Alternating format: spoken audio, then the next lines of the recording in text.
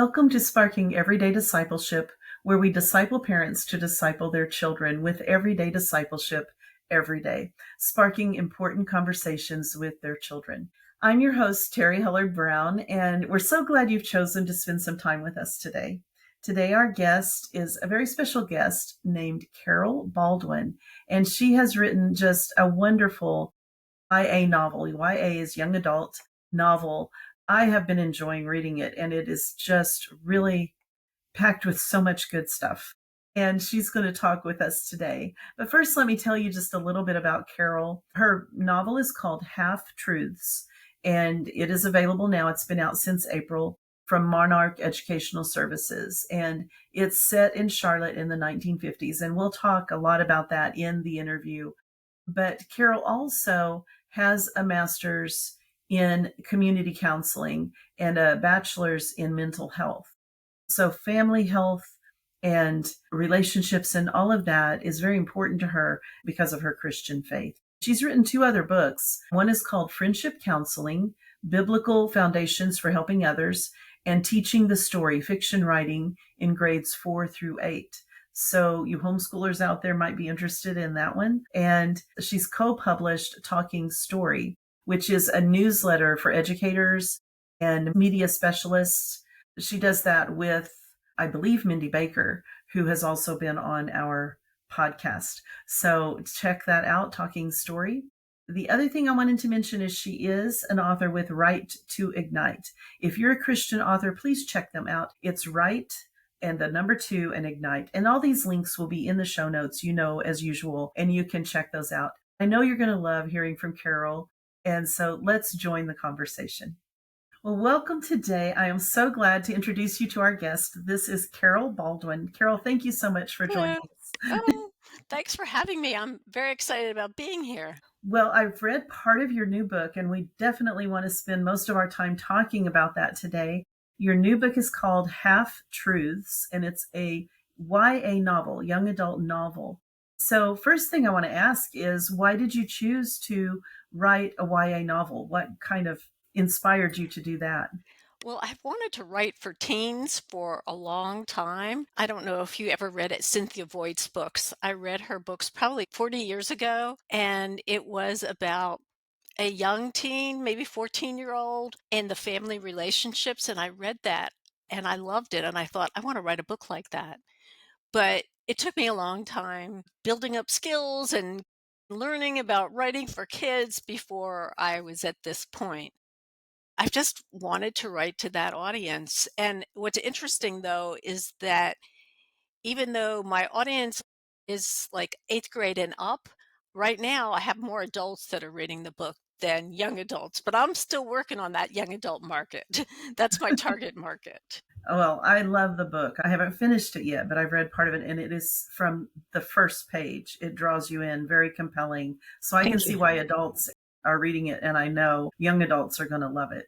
Well, what prompted you to write this book, Half Truths, and how did you come up with the title? I've never had a different title. That's a really interesting question. I think that the theme of truth speaking is throughout the book, and that's very important to me personally. And I have seen how much hurt can happen in a family when there are white lies told or not total truths. And so it's a theme that's personally really important to me. So, Okay. what prompted me to write this book is that it takes place in the South in 1950. I did not grow up here. I actually was born in 53, so it's a little bit before my time. I grew up in South Jersey and I moved here about 40 years ago to marry the man who is my husband. And I was curious about what took place here in Charlotte before civil rights. So that was the genesis of the story. And in fact, for the longest time, when someone asked me what I was writing, I said, I'm writing a book that takes place before civil rights. And I took a workshop with Harold Underdown, who is just a marvelous mentor. And when I told him that, he said, No, Carol, that's just your setting. That's not your story. You have to find out what your character wants. And that is the period in which you're writing it. And I was like, oh, I never thought about that. Of course, that was right on target because every author is supposed to write about what their character wants and how she or he can't get it.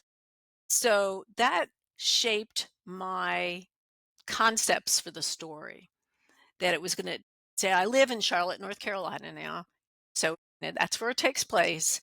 And that's basically how I came up with the idea. But then it morphed, it changed, it grew, it shrunk, lots of things.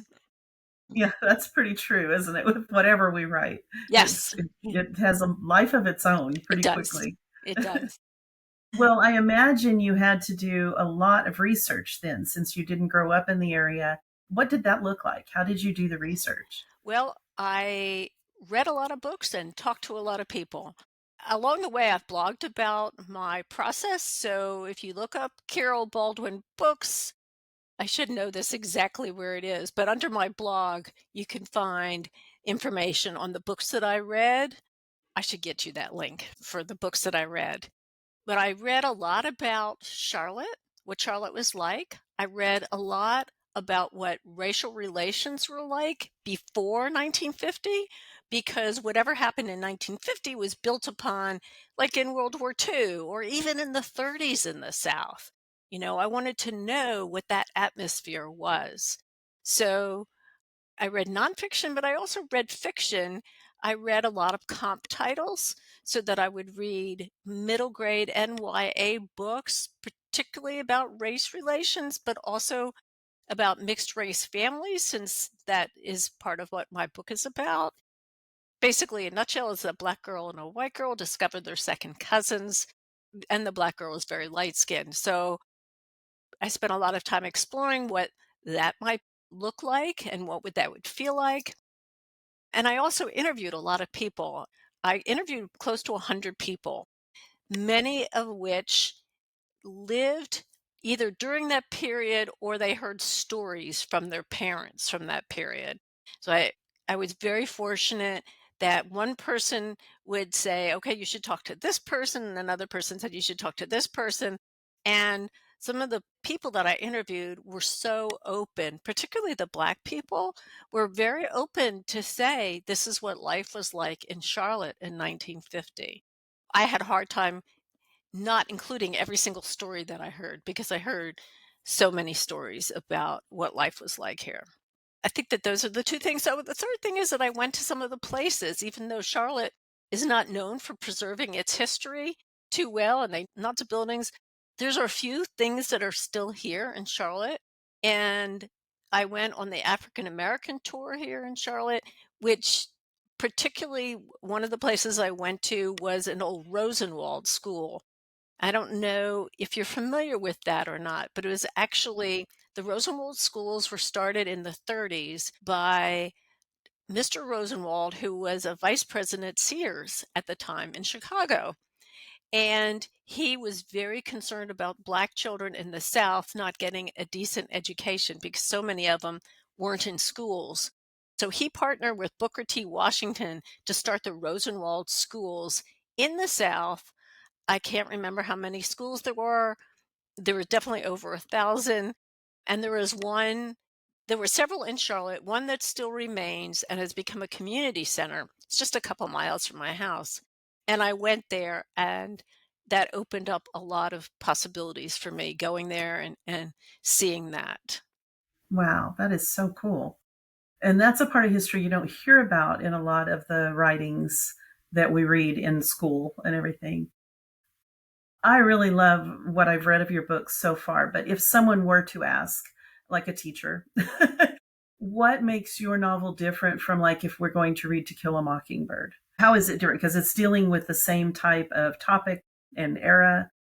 How would it benefit the students in a teacher's class? Well, that's a great question. It's a little bit later period. If I remember right, To Kill a Mockingbird is more in the 30s. Oh, I think you're In right. I'm a 1950. literature teacher. I No, wasn't. that's okay. And it's also not the deep South. Charlotte is definitely part of the South. And so there was definite segregation here. There were the signs that said coloreds only and colored water fountains. So there was that going on, but it wasn't the same depth, I don't, intense racism, perhaps I should say. Although, a Black person would probably contradict me. A Black person who lived through that would say it was awful. So there is a subtle difference. Let's put it that way. I think another thing that really differentiates my book is this relationship between the white character and the Black character. At first, I was just going to have them be friends and have a rocky friendship that they work through. And actually, what happened when I went to that community center that I just told you about that was at Rosenwald School, when I went in there, there were portraits, photographs on the walls of the principals, of all the Black principals. And there was a man there who looked white. And then I realized, no, he's not white, he's Black, but he had Black ancestry. Then I realized that would make it much more intense story if the girls were related and not just friends. That's interesting. The nature of the story itself is very different, okay? Even though it's set in the South and it's about racial relations, the story is hugely different. And it's also two girls who are finding their voice in 1950. Kate, who's the white character, wants to be a journalist. Lillian, who's a Black character, wants to become a scientist. So it's also a story about young women in the 50s and how they dreamt and are they going to be able to make their dreams. Yeah, I love that part of the story too. Oh, thank you.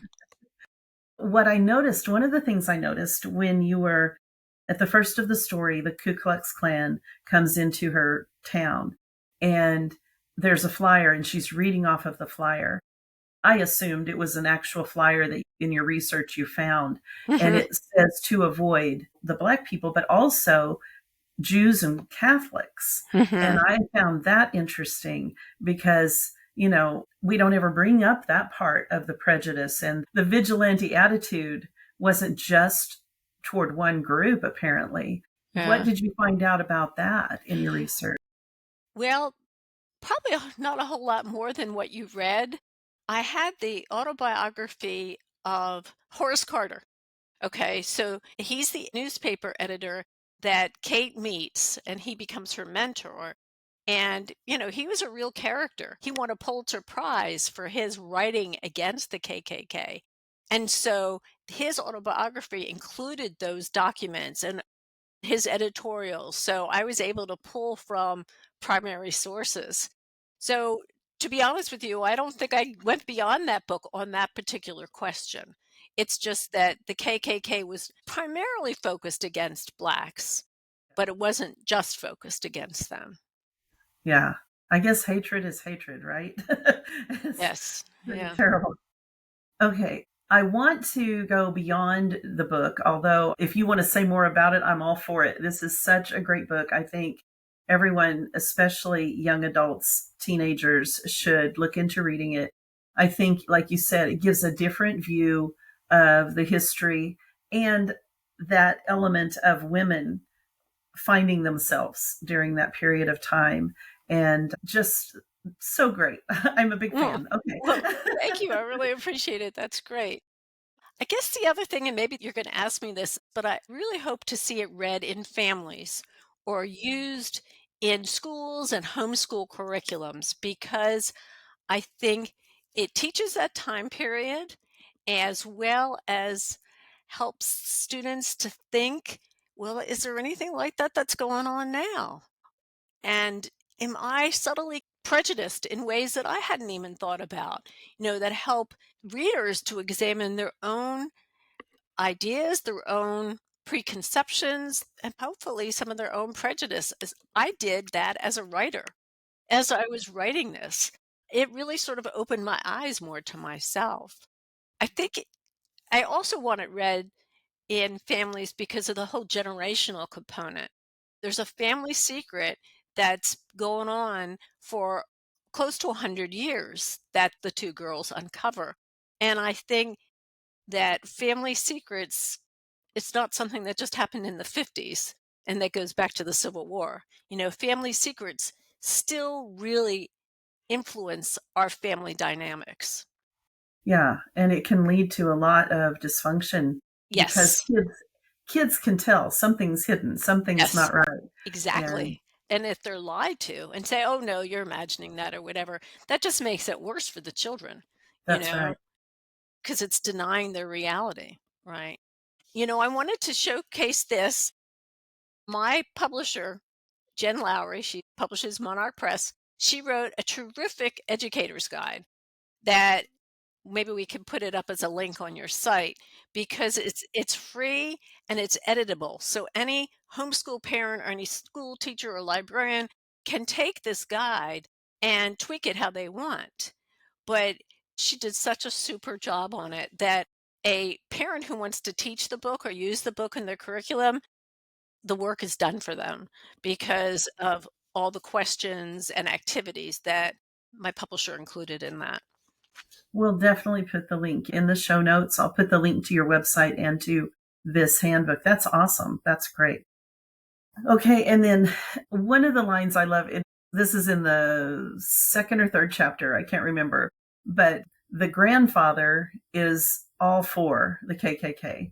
The father is not prejudiced and hates the prejudice. And of course, his daughter, Katie, is with him. And she says, I love my grandfather, but sometimes I don't like him. And I think in our culture today, we need to hear more of that Hmm. because I see families fracturing because they don't agree with one another or they don't like something about someone. And so they just don't try to have fellowship with one another. And I thought, that's such a priceless line because we can dislike what some of our relatives believe or think or have done, even, and we can still be family. And I think that goes back to being honest with ourselves, but truly deciding to love one another and agree to disagree. I haven't gone far enough to see if they are able to agree to disagree, but I just thought that line was so good. Well, thank you. That's so interesting to me as an author to see what resonates with different people. And nobody has told me that, but I know that it's something that I have struggled with. I love this person, but sometimes I don't like them. So Katie is a lot of me. I snuck in there. And actually, I hope that that speaks to kids, that it frees them up, that they can know that they are to love their parents or their grandparents, but that sometimes there'll be things that get on their nerves, Yeah. or irritations. And it's so important to communicate that or to communicate in spite of that, to talk to one another and not let that shut everything down. Yes. I think that our culture's losing that, and I hope it's getting revived. I think it is through a lot of homeschooling and people who really want to see reconciliation in families. We aren't going to see eye to eye on everything, and we can still Right. love each other and still be a family. I'm glad that you said that about reconciliation because that is a huge theme for me. Again, I've seen how it can be so dysfunctional if that doesn't happen and how important it is. And, as Christians, that is a biblical principle, that Yes. we are to be reconciled to one another and not let these things stand in the way of being a brother and sister in Christ. Right. Well, that brings me to another question. How has your faith influenced your writing? That people will see my faith in it. So, what I've said already, the theme of truth speaking, that's Ephesians. That's Ephesians 4:15, to speak the truth in love. That is very important to me. The theme of reconciliation personally is really important, and to confess sin and to receive forgiveness. I wrote this for the general market, so I don't have the word sin in there, but you'll see later on how Katie sins against Lillian. Now, don't call it sin, I've used a different word, but the only way out of that is for her to admit it, and then to admit it to Lillian and to receive Lillian's forgiveness. I mean, I have tears in my eyes when I'm talking to you because this means so much to me. And again, it's such a source of dysfunction in families. So I think that's a theme as well as justice. You know, to me, as a new Christian, and I realized that in Romans 3 about that God is the just and the justifier was just like, oh, he is my judge and he is merciful to me. And like those two themes are so personally important to me. And even though I don't use those words in the book, I'm hoping that Christians will see it. Yeah. Oh, that's awesome. So, what advice would you give to other writers who are wanting to write for young adults and who want to maybe write for the general market, but still want their faith to resonate through the book? What advice could you give them? Oh, another really tough question. Well, be true to yourself and don't compromise your faith. Write it as you want to write it. Write it as the story that you want to write, and then put it aside for a little while so that you can try to read it a little bit more objectively. If you don't want to be preachy, and I recommend not being preachy, you want the characters to have genuine conflicts. As Christians, we know how those conflicts should be resolved. And perhaps you can integrate that into your work. But write it first. I would say I didn't do this because I didn't know what I was doing, but I would say write it without being inhibited and then go back, at least give yourself a month or so away from it. Do something different, write poetry, write anything different, write an article, whatever. And then go back to it, read it out loud or read it to somebody else, read it to a teen if possible, or have a teen read it and see what themes are coming through and what do you want to make stronger? Is there some element of your faith? For example, my mentor was Joyce Moyer Hostetter, who writes for the general market, and she has Christian themes in it. And she uses scripture every once in a while in her books. I don't know that it came to her right away, but she has references to scripture and to faith and to love and social justice. So don't feel like you have to shove it all in on your first draft because if you're anything like me, you're going to have a lot of drafts. I had a ton of drafts. You told me it took you 18 years It to did. write this. It did. Because I didn't know what I was doing. I had published 2 nonfiction books. One was on counseling because my master's is in counseling, and the other was on teaching writing. But I had never written a novel, so I didn't know what it was to write a novel, and I had to educate myself, and then I made it difficult by making it historical fiction, and then I made it more difficult by making it about races, and so I had a lot to learn. That was the process that I went through. That was how I learned. So then it took a while to find a publisher, and I wanna say that I'm so thankful to Monarch Press. It's a very small independent press here in North Carolina, and Jen Lowry is the president, and she believes in clean reads. And so that was something that was near and dear to my heart. And even though I had queried big publishers, nobody really wanted to take on historical fiction because it's not the main genre that kids are reading. But she didn't care. She loved the story. And that was what was important to her, was the story. And so she took on a genre that was a little bit different for her. It's very different for her. But I'm very thankful that she did. That's awesome. I think it's so important what you're saying. People think that because we write for children, that it's easy and we don't have to prepare and it's not as hard. And that is so wrong. We have so much to learn, no matter what genre we're writing. But I find writing for children, writing for young adults, you have so much to learn.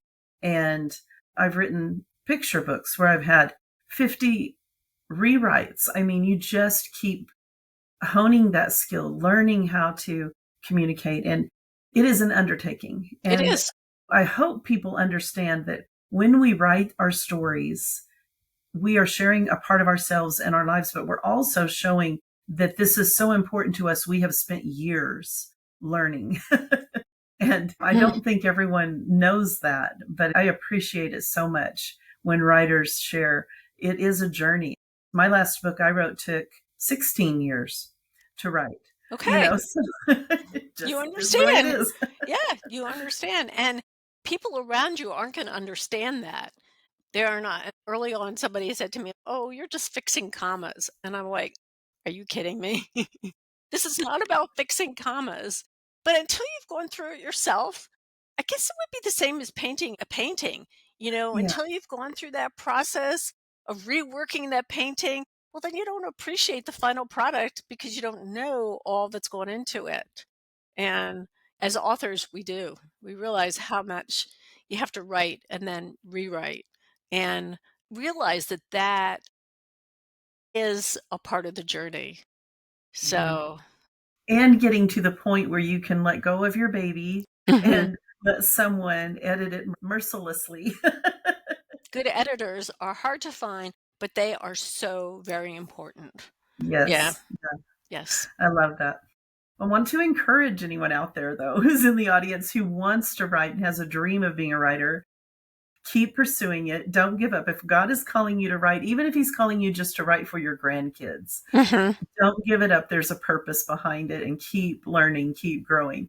So we want to encourage writers, but it Yeah. is a journey. Yeah. Speaking of that, if there's any homeschool families that are listening to this and they have teens who like to read and write, my blog at this point is mostly guest posts by teens.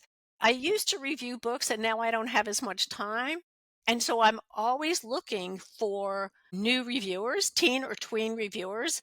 And so we'll put my email address up there too in the show notes. So please contact me and let me know that you heard this on Terrie's blog or Terrie's podcast and that you have a teen who likes to write. And I will work with them. I need somebody who has a fairly decent ability to write. I can't take somebody from not being able to be a writer to a writer. But if you know that your teen or tween can put some sentences together and was interested in being serious about this, I'll work with them. And I enjoy that. I really enjoy mentoring teens. Oh, that's amazing. Oh, I can't wait to put that in the blog. That'll be amazing. So Good. watch for that. We will have those links. I put it on YouTube and I put it on my website. And so they'll have those links available. That's Great. exciting. I love that idea.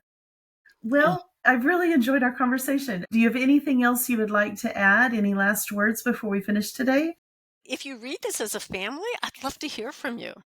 I would Yeah. love it read with kids and their grandparents. In fact, the other day I was teaching a writing camp and the grandmother was bringing her granddaughter to the camp and she bought the book and they were going to read it together.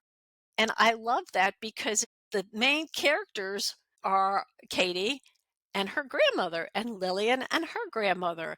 I'd love to see more dialogue between teens, tweens, and their grandparents. So read it with your grandchild or grandchild, read it with your grandparent and find out about what their history was like. Be Yeah. And they can probably give a little bit of a personal story too, yes, because of living through that time period. right. That's amazing. I love it. Well, thank you so much for Thanks for spending having time me. with us today. Thank you. It It's was just been great. lots of fun. Thank you for Yeah. having me. Thank you for spending time with us today. If we sparked any questions or you want to share a comment, we would love to hear from you. I want to let you know about our different things we have available on my website, terriehellard-brown.com. There are free groups you can join for a parenting challenge, for a literature and discipleship challenge where you bring discipleship into your literature lessons or the books you're reading together as a family. So it's not just for homeschoolers, it's for anyone who's reading together as a family. And we highly recommend you read Half Truths together as a family and do some of these activities. I think it would bless you.